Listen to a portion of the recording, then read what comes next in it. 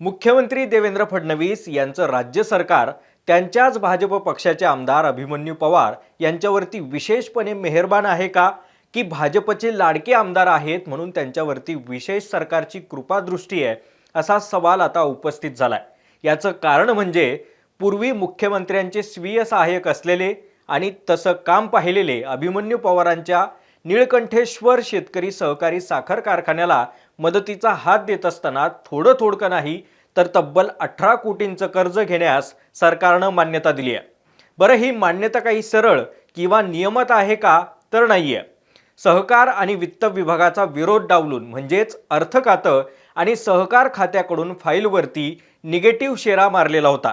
मात्र असं असतानाही अभिमन्यू पवारांच्या कारखान्याला आता 18 कोटींचं कर्ज देण्याचा राज्य सरकारनं मंत्रिमंडळ बैठकीमध्ये निर्णय घेतलाय।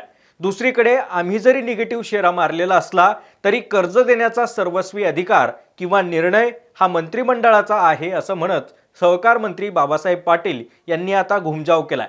कारण जर निगेटिव्ह शेरा मारलेला असतानाही कर्ज मिळत असेल तर तो शेराच काय कामाचा, असा थेट सवाल आहे। तेव्हा हे सगळं नेमकं प्रकरण काय आहे, याआधी सरकारकडून अभिमन्यू पवारांना किती मदत करण्यात आली आहे, निगेटिव्ह शेरा यावरती सहकार मंत्र्यांचं काय म्हणणं आहे आणि अशा पद्धतीनं कर्ज देताना भाजप पक्षातील नेत्यांमुळे राज्यावरती कर्जाचं ओझं झालंय का, हेच आपण सगळं सविस्तर व्हिडिओमधून पाहणार आहोत। नमस्कार, मी अमोल डोईफोडे आणि आपण पाहताय महाराष्ट्र टाइम्स ऑनलाईन। काल 12 ऑगस्टला राज्य सरकारची नियमित मंत्रिमंडळ बैठक झाली, ज्यात मुख्यमंत्री देवेंद्र फडणवीस यांच्या अध्यक्षतेखाली सह्याद्री अतिथीगृहावरती या बैठकीमध्ये वेगवेगळ्या विभागांसंदर्भात एकूण 8 मोठे निर्णय घेण्यात आले, ज्यामध्ये महसूल विभागासंदर्भात 3, कृषी विभागातील 1, सहकार आणि पणन विभागातील 1, त्यानंतर कौशल्य विकास आणि उद्योजकता विभागासाठी 1 आणि उच्च आणि तंत्र शिक्षण विभागासाठी 1 आणि सर्वात शेवटी विधी आणि न्याय विभागासाठी 1 निर्णय घेण्यात आला। मात्र यातील सहकार आणि पणन विभागाबद्दल घेण्यात आलेला निर्णय हा सध्या राजकीय वर्तुळामध्ये चांगला चर्चेचा विषय ठरतोय।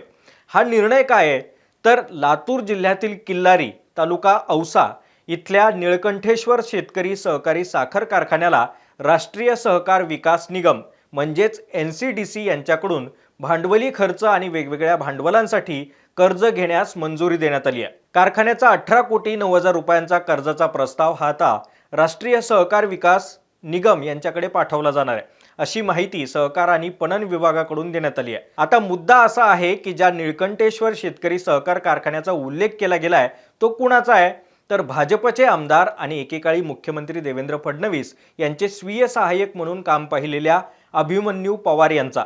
सहकारी आणि वित्त विभागाचा विरोध डावलून म्हणजेच अर्थ खातं आणि सहकार खात्याकडून 18 कोटींचं कर्ज मिळावं म्हणून फाईलवरती निगेटिव्ह शेरा मारण्यात आलेला होता। कारखाना काही वर्ष बंद असल्यानं NCDCच्या कर्जासाठीच्या निकषामध्ये बसत नसल्याचं सांगत बाबासाहेब पाटील यांच्या सहकार आणि वित्त विभागानं कारखान्यास शासन हमीवरती कर्ज देण्यास तसंच त्याबाबतचा प्रस्ताव हा NCDCला पाठवायला विरोध केला होता, अशी माहिती आहे।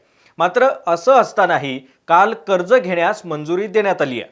ही मंजुरी देत असताना असं सांगितलं जातंय की हा कारखाना आता बंद नाही तर सुरू आहे। कर्जाच्या या प्रस्तावाला विशेष बाब म्हणून आणि हा जुना विषय न समजता फक्त एका वेळेसाठीच बंद होता असं उदाहरण म्हणून गृहीत धरण्यात येईल, असं या अटीवरती आता कर्ज देण्यास आणि कर्ज घेण्यास मान्यता देण्यात आली आहे। महत्त्वाचा मुद्दा म्हणजे काय की या कारखान्याला पहिल्यांदा मदत करण्यात येते का, तर नाहीये। यापूर्वी देखील कारखान्याला सरकारनं गाळप क्षमता दुप्पट करण्यासाठी 18 कोटींचं शेअर कॅपिटल दिलं होतं।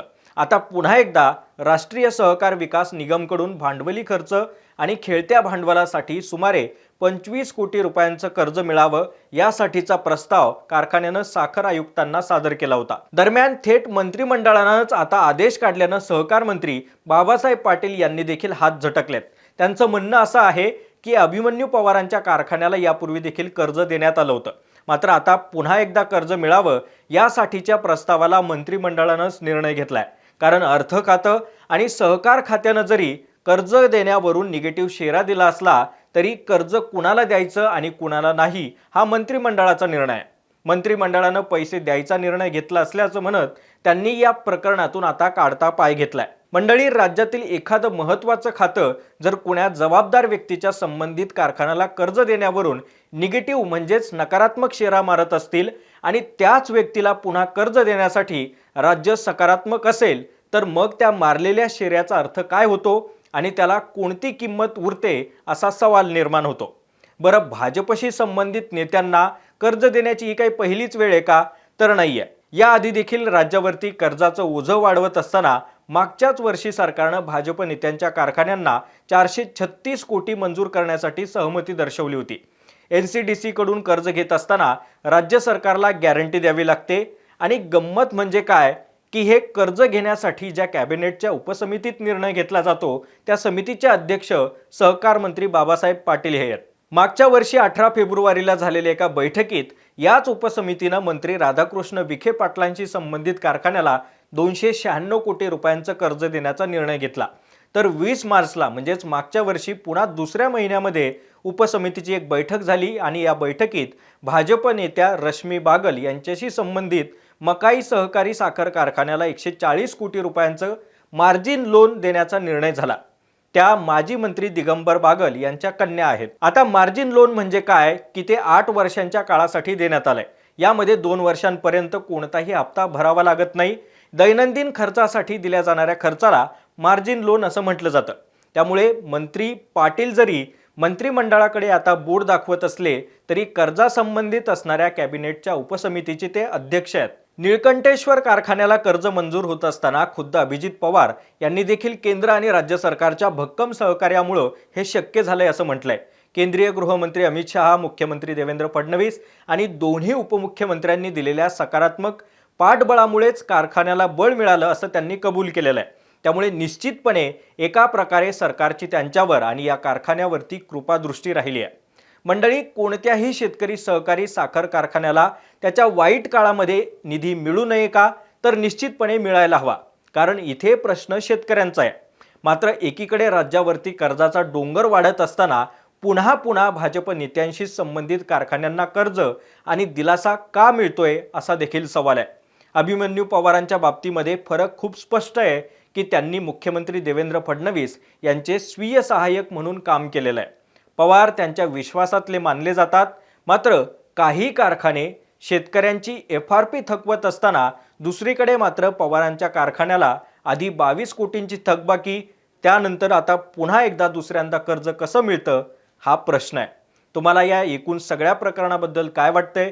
तुमची काय मतं आहेत? तुमची काय भावना आहे? आम्हाला कमेंट्स करून नक्की कळवा. व्हिडिओ आवडला असेल तर जास्तीत जास्त लाईक करा, शेअर करा. सोबतच आमच्या महाराष्ट्र टाइम्सच्या फेसबुक आणि इन्स्टा पेजला फॉलो करा.